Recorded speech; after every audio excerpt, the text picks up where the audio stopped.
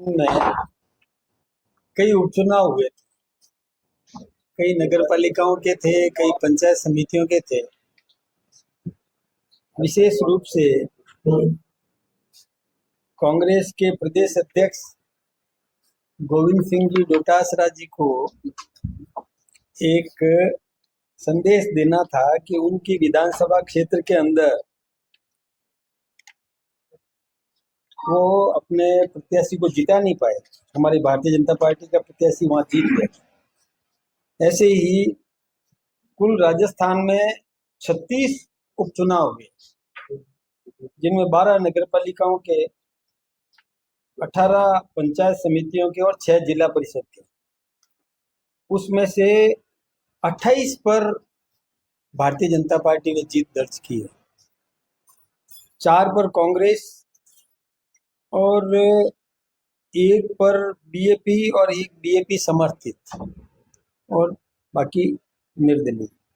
ऐसे करके और भारतीय जनता पार्टी के पक्ष में जो राजस्थान की सरकार ने जो विकास के काम किए उस पर मोहर लगाने का काम जनता ने किया है। विशेष रूप से ऐसी सीटें जिसमें अलवर, ये अजमेर शहर के भी सीटें हैं, कई डूंगरपुर, बांसवाड़ा, बालोतरा, बाड़मेर, चित्तौड़, जयपुर के भी कुछ सीटें हैं। सभी क्षेत्रों में कोई एक विशेष की बात नहीं है। सभी क्षेत्रों में झुंझुनू, करौली, राजसमंद, सिरोही, और सिरोही की तो एक जिला परिषद की सीट 4167 वोटों से बीजेपी ने जीती है ना। सभी सीटें हमने बहुत अच्छे मार्जिन से जीत दर्ज की है। कई लोग हमारी पार्टी का विरोध करते हैं,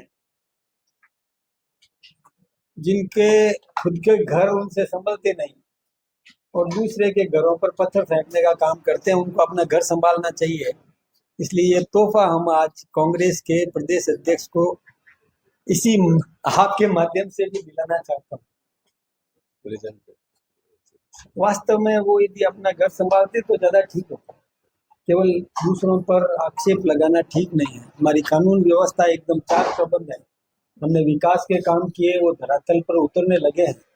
जो विकास के काम किए, चाहे सड़कों का मामला हो, पेयजल की व्यवस्था सुधारने का हो, बिजली की व्यवस्था सुधारने का हो, हमने किसानों को सम्मान दिलाने के दृष्टि से सम्मान निधि देने का काम किया हो, एमएसपी बढ़ाने का काम किया हो, इसके साथ ही चाहे कई प्रकार के जनता की मांगों को हमने व्यवस्थित रूप से सुधारने का काम किया हो।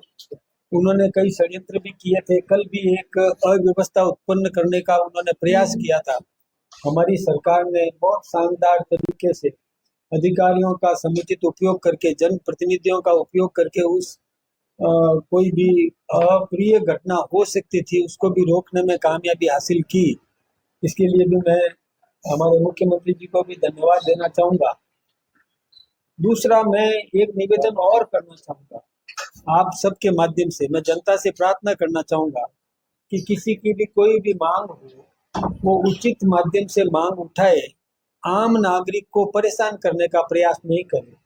कोई रेल यात्री कोई यात्रा कर रहा हो, वो कोई किसी मरीज को लेके जा रहा हो, किसी की बहन बेटी का इलाज कराने जा रहा हो, किसी को कोई डिलीवरी का मामला हो, ट्रेन में यात्रा कर रहा हो, और किसी को कोई गंतव्य स्थान तक पहुंचने का काम हो, ऐसे उसमें बाधा उत्पन्न नहीं करना चाहिए। उचित माध्यम है, सक्षम तरीके से अपनी मांग को रखे, इसमें कोई दिक्कत की बात नहीं है। मैं दूसरी बात और भी निवेदन करना चाहूंगा कि कल की जो अप्रिय घटना हो सकती थी उसमें कांग्रेस के नेता, उनको भी अपने भाइयों से प्रार्थना करना चाहिए था। चाहे सचिन पायलट जी को प्रार्थना करना चाहिए था कि ऐसा कोई भी काम मत करो, रेल रोकने जैसा काम मत करो। उन्होंने स्टेटमेंट नहीं दिया, ये दुर्भाग्यपूर्ण है। ऐसे ही 3 दिन पहले पायलट जी और अशोक गहलोत जी मिले थे, पता नहीं क्या उनकी रणनीति तय हुई, उसी का परिणाम यदि ऐसा है तो ठीक बात नहीं है।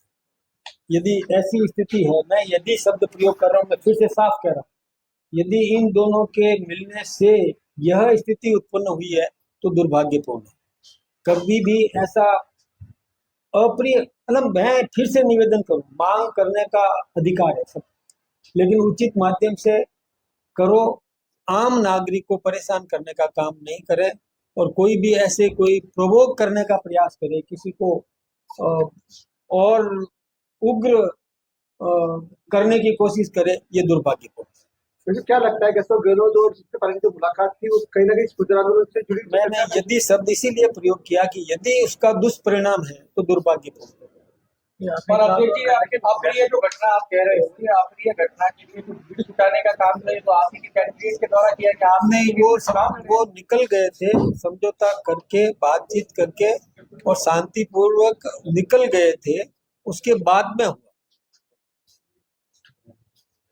वो तो आप भी जानते हो, मेरे कहने से नहीं, आप सबको पता है, आप सब जागरूक पत्रकार हैं, आप समाचार जगत के आप प्रहरी हैं, तो आपको सबको पता है कि कब ये घटना हुई, उसके निकलने के बाद ये घटना हुई, ये ठीक बात नहीं है। उन्होंने पहले सरकार से वादा की, बातचीत नहीं हुई आपके स्तर पर? हुई ना, बात हो गई, समझौता हो गया, खत्म हो गया, उसके बाद घटना क्यों करी, उसके बाद ये कोई भी घटनाक्रम हुआ ना, ये मैं सोचता हूँ कि यदि ऐसा है तो मैंने यदि शब्द इसीलिए प्रयोग किया। पर भीड़ इकट्ठी की गई तो क्या उसका आपको पूछा गया था? नहीं, मेरे से पार्टी से पूछा गया हो? नहीं, मेरे से नहीं पूछा गया, और ना हम कभी भी, हमारा फिर साफ कहना है, किसी को मांग उठानी है तो विधानसभा के यहाँ पर उठावे, सक्षम स्थान पर उठावे, मतलब अकारण निर्दोष लोगों को परेशान नहीं करे, हमारा बहुत स्पष्ट रूप से कहना है।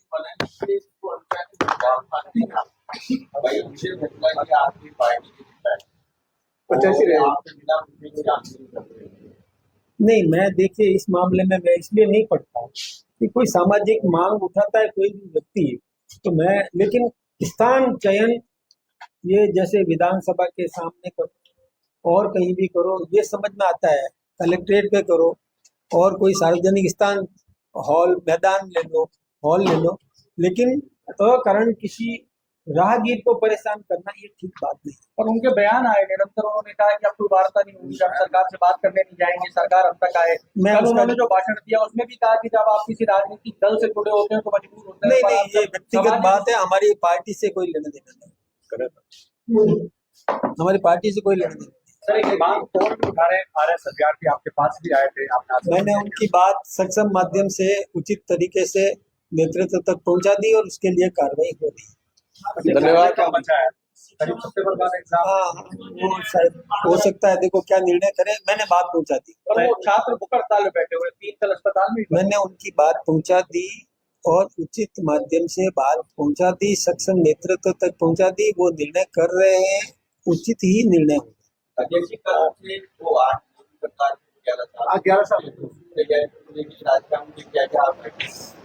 देखिए, राजस्थान, हिंदुस्तान में 2014 से पहले का भारत और 2014 के बाद के भारत का परिवर्तन हमारा मीडिया भी देख रहा है, आम नागरिक भी देख रहा है, कितने प्लेटफॉर्म्स बने नए, कितनी सफाई हुई, ट्रेनों का कितना विस्तार हुआ, वंदे भारत जैसी ट्रेनें आई, तो ट्रेनों का समय निर्धारण, सही समय पर ट्रेनें चल रही है, वायु सेवाओं में विस्तार हुआ, सड़कों का सुदृढ़ीकरण हुआ, औद्योगिक विकास हुआ, देश में देश की प्रतिभाएं जो पहले पलायन करती थी, बाहर जाती थी, अब उन प्रतिभाओं का यही उपयोग हो रहा है। हमने चंद्रमा पर झंडा गाड़ दिया हमने, और हमारे देश के प्रधानमंत्री को दुनिया के 40 से अधिक देशों ने अपने देश का सर्वोच्च सम्मान दे दिया, आम नागरिक का जीवन स्तर ऊंचा उठाने का काम किया, MSP हमने बढ़ाई, मिनिमम सपोर्ट प्राइस बढ़ाया, किसानों को सम्मान निधि देने का काम किया, रोजगार देने का काम किया,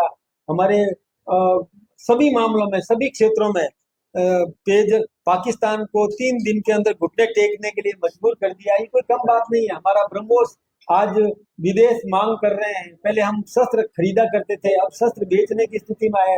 राजस्थान ने भी विकास किया है, ये ERCP का काम वसुंधरा जी के समय में शुरू हुआ। गहलोत साहब 5 साल तक कुंडली लगा के बैठे रहे, कुछ भी नहीं किया। भजन लाल जी ने आते ही वो काम भी कर दिया। भजन लाल जी ने यहाँ कम इन राजस्थान, मेक इन राजस्थान का काम भी किया। 35 लाख करोड़ के MOU हुए यही, और इसके अलावा सोलर में हमने सब्सिडी देने का काम किया। घर घर बिजली पैदा होगी, इससे हम बिजली में आत्मनिर्भर बनने लगे हैं। उस स्थिति में हम आए हैं।